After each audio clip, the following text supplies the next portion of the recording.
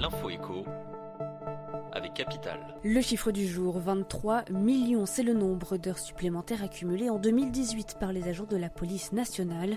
Selon la Cour des comptes, ce stock représente un coût potentiel de plus de 260 millions d'euros pour l'État. La fonction publique hospitalière est aussi fortement touchée. Les agents y ont stocké 18,5 millions d'heures supplémentaires en 2018, soit un coût potentiel de 463 millions d'euros.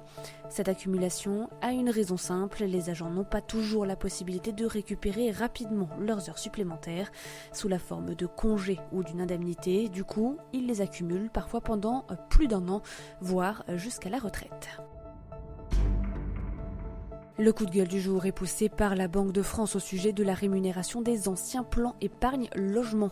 Selon l'institution, les plans ouverts avant 2011 servent au moyen de 4,44%, ce qui pèse sur l'économie française, raison pour laquelle la Banque de France ainsi que les banques demandent aux législateurs d'agir. Mais pas d'inquiétude à avoir pour les épargnants, ni Bercy ni les députés ne semblent disposés à raboter le taux des vieux PEL.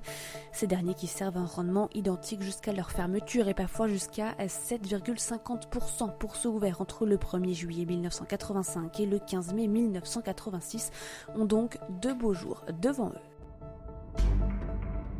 L'info pratique concerne toutes ces aides dont vous pouvez bénéficier pour la rénovation énergétique de votre logement. MaPrimeRénov', les primes CEE, l'éco-prêt à taux zéro. De nombreux dispositifs existent pour permettre aux propriétaires de financer à moindre frais leurs travaux d'économie d'énergie. Capital en a listé 10. Il y a donc MaPrimeRénov' qui vient d'être étendu à tous les propriétaires, qu'ils occupent leur logement ou le mettent en location, peu importe leurs ressources. Mais savez-vous par exemple que si vous engagez des travaux, vous pouvez potentiellement être exonéré de taxes foncières et cela durant 5 ans.